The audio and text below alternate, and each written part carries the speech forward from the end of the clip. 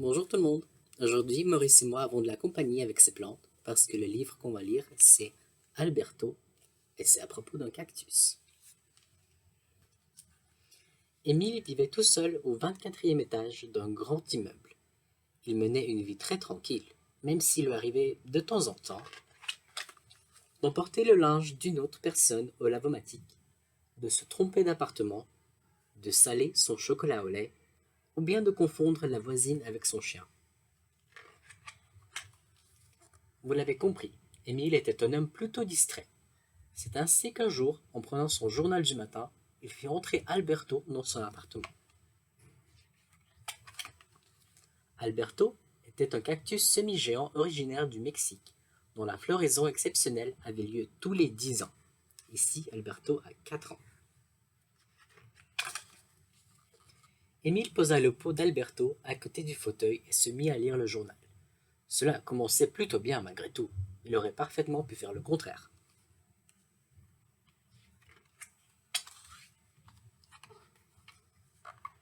Cela faisait presque un mois qu'Alberto vivait dans l'appartement d'Émile et il s'y plaisait. Il ne regrettait vraiment pas sa place près du fauteuil.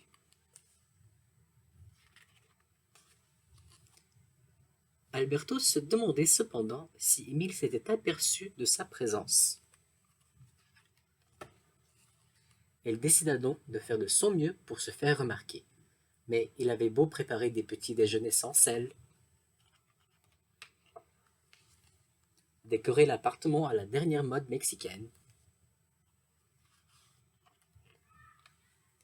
se couvrir de magnifiques fleurs en plein mois de décembre, Émile ne le voyait toujours pas. Alberto commença alors lentement à perdre ses couleurs, puis ses épines se mirent à tomber.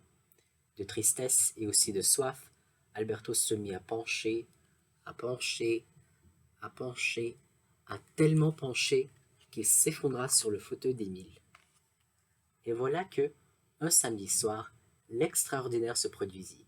Émile, qui voulait regarder son jeu télévisé favori, s'assit dans son fauteuil et aïe!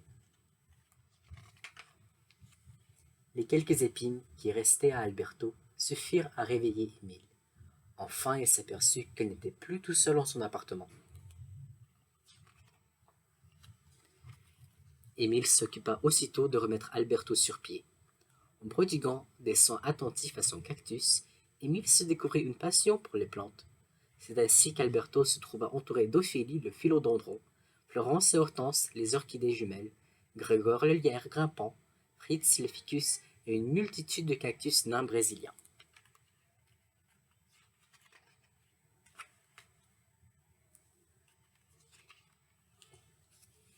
Depuis quelque temps, Émile se demande s'il ne devrait pas quitter son 24e étage. On a quelques plantes qui vivent à la bibliothèque et j'ai aussi quelques cactus chez moi.